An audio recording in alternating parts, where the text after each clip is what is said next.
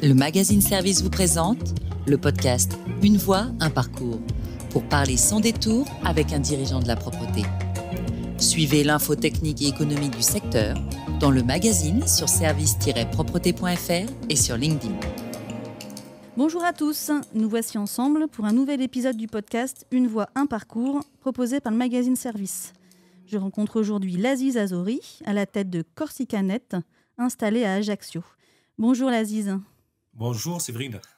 Je suis ravie d'échanger aujourd'hui sur votre parcours. Avant de démarrer, expliquez-nous d'abord l'activité de votre entreprise. J'ai une petite entreprise en Corse depuis 2000. Je suis dans le secteur tout ce qui est nettoyage des parties communes, syndics. Je fais un peu du tertiaire. Tout ce qui est remise en état, fin de chantier aussi. Après sinistre, tout ce qui est inondation. Combien de salariés vous avez dans l'entreprise ? Ça tourne entre 65 et 70, l'équivalent à peu près à 35 salariés à temps plein. Alors un parcours dans la propreté, ça commence comment ? Franchement, c'est un métier, je ne m'attendais jamais un jour que je serais dans le nettoyage. J'ai fait mon premier travail dans la boulangerie. Ensuite, j'ai eu un commerce boucherie et j'ai fait de la restauration. Pourquoi j'ai arrêté ces métiers ? C'est une simple raison, c'est que j'avais pas une vie familiale, si vous voulez, parce que c'est un travail samedi, dimanche, heure férié, tous les jours. Tant qu'on était célibataire, tout va bien, on fait pas de problème. Mais après, pour ma vie familiale, c'est du jour au lendemain, j'ai basculé, carrément, j'ai été dans le nettoyage. C'est vrai qu'au départ, c'était un peu compliqué que je change de métier. Au bout de, je vais dire, les 15 jours à moi, alors je sais pas ce qui est arrivé, j'ai un déclic et j'ai dit c'est le métier que je vais choisir. À partir de là, je dis maintenant, je vais m'investir dans le nettoyage. J'ai travaillé 5 ans dans une entreprise. Au bout de 5 ans, il y avait une séparation entre lui et moi. J'ai commencé à créer ma société. J'étais très, très, très fort au niveau de tout ce qui est technique. Au fil de temps, je commençais à me former moi-même jusqu'à qu'aujourd'hui, quand même, j'arrive à avoir une belle société. Je ne vais pas me plaindre. J'ai très, très bons clients qui sont fidèles depuis ma création. Vous me parlez des clients, mais alors justement, quel est le marché qui vous rend le plus fier ? Alors, tout client, tout marché, pour moi, m'en fier. Si vous voulez, je commence à trier, parce que moi, je travaille un peu plus sur la qualité. Moi, des fois, j'arrive à répondre au marché public, je les ai d'ailleurs. Aujourd'hui, la qualité, ça se paye. Ils sont bien payés, avec des primes. Et alors, quelles sont les actions que vous mettez en place justement pour fidéliser ces salariés qui vous tiennent tant à cœur ? Alors, il y a plusieurs façons de fidéliser. Selon des chantiers, je leur donne aussi quelques primes. Toujours, je vois en fonction de travail qu'on a fait sur un site, la satisfaction du client. Si demain j'ai gagné des euros, je leur donne encore 4 euros pour en plus. C'est pas grave. Au lieu que je gagne des euros, je leur donne 4 euros. Pourquoi ? Parce que je les motive derrière pour que ça suive. Et j'ai trouvé que vraiment, vraiment, ça marche. Et par rapport à leurs conditions de travail, alors, je ne sais pas, les outils, les horaires, les équipements ? Les équipements, je suis très, très bien équipé. D'ailleurs, quand je prends toujours les matériels, toujours dans les salons, je cherche toujours comment on appelle ça, les matériels qui s'adaptent, vraiment ergonomes. Je les teste moi. Je prends toujours 2-3 modèles. Je leur donne à des salariés différents. J'attends un peu le retour. Avant de commander, j'attends toujours mes salariés parce que c'est eux qui vont travailler avec et je cherche leur confort. Les produits, c'est la même chose. Bon, maintenant, je suis passé un peu écolabel. Le produit, c'est la même chose. Je teste moi-même, mais j'aime bien avoir le retour de mes salariés, le retour aussi de mes clients. Par rapport aux innovations technologiques, je pense notamment à la digitalisation, c'est quelque chose que vous avez déjà mis en place ou que vous envisagez ? J'envisage, oui. Mis en place, non. C'est un peu compliqué pour moi. Tout ce qui est bureautique, il n'y a pas de problème. On est bien avancé. Mais après, malheureusement, on a des salariés qui ne savent pas lire, qui ne savent pas écrire. C'est un peu compliqué. Par rapport à votre situation justement en Corse, est-ce qu'il y a des particularités en termes de recrutement, par exemple ? Alors, je pense que la région la plus difficile à recruter, c'est en Corse.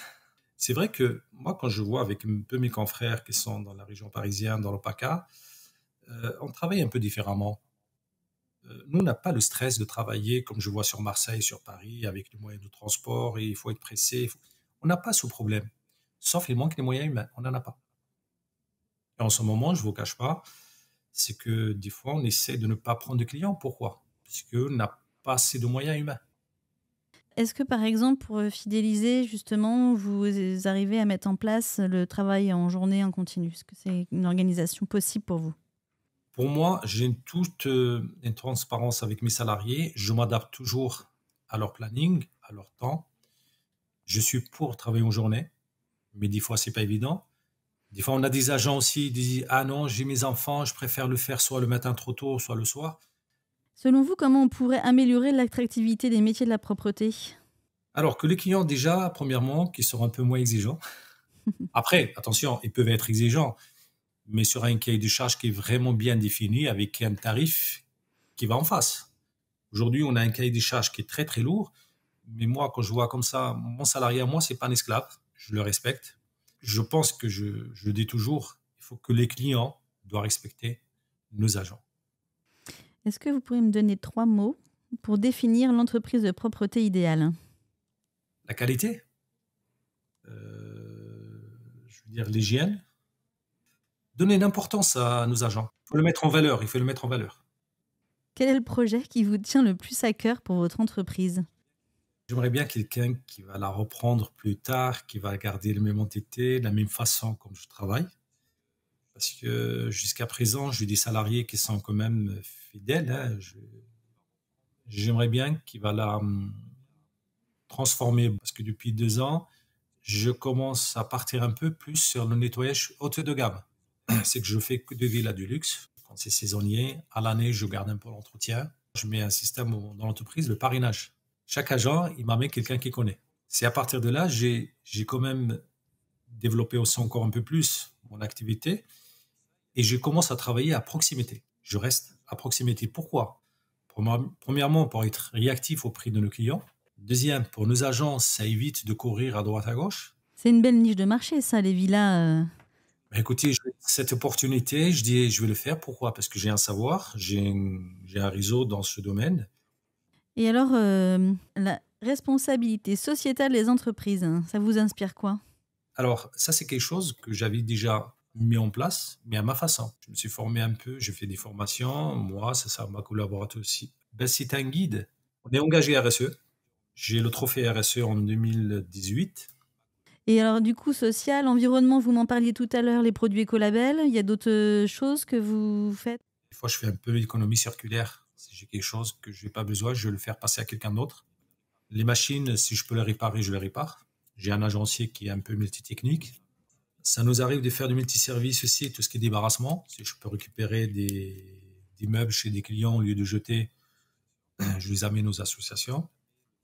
Au bureau, on amène le tri sélectif, tout ce qui est plastique, tout ce qui est papier. Et après, on fait le tri chez certains clients. J'ai 2 copros. Depuis, je peux vous dire, depuis 2004-2005, j'étais déjà passé au tri sélectif. C'était une résidence qui était neuve.